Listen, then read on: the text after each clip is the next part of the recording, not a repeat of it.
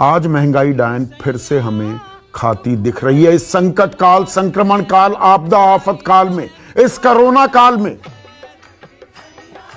जहां पहले बेड की, ऑक्सीजन की, वेंटिलेटर की किल्लत थी, दवाइयों की कालाबाजारी हो रही थी, सांसें अटक रही थी, इंजेक्शंस के लिए हम मारामारी कर रहे थे, दर दर भटक रहे थे, अब वैक्सीनेशन में वही हाल है।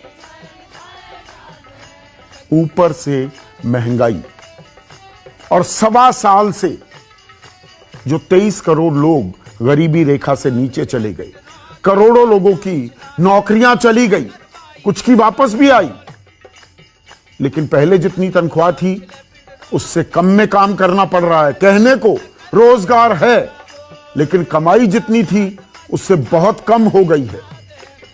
बहुतेरे चुपचाप पिछले 1.25 साल से कहने को नौकरी कर रहे हैं, लेकिन कटी हुई तनख्वाह के साथ,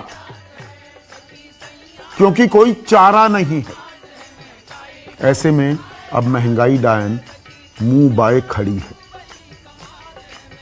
अप्रैल में पिछले महीने का जो आंकड़ा अब सामने आया है, जो खुदरा महंगाई दर है वो 10.49%, 10.5% हो गई है।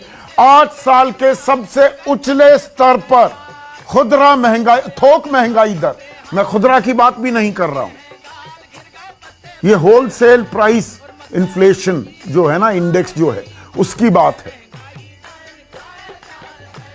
तो आपको मुझको चीजें कितने में खरीदनी पड़ रही हैं उसका सहज अंदाजा आपको मुझसे बेहतर अंदाजा है।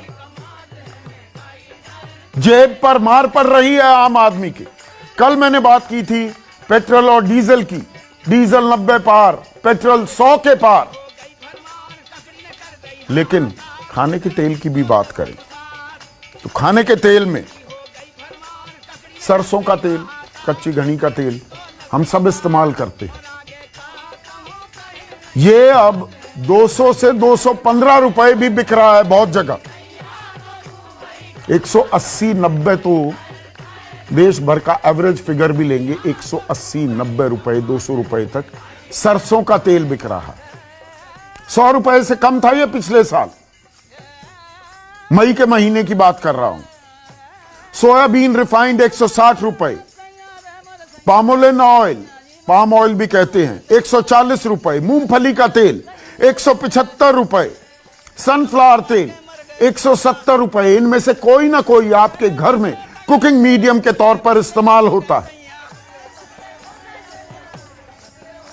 लेकिन किसी का ध्यान इस तरफ नहीं जा रहा।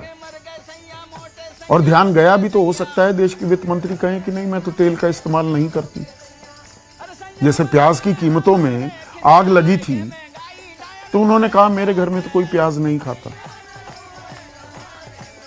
कह सकती हैं कि अरे तेल का इस्तेमाल ही क्यों करते हो, तेल तो सेहत के लिए अच्छा नहीं है।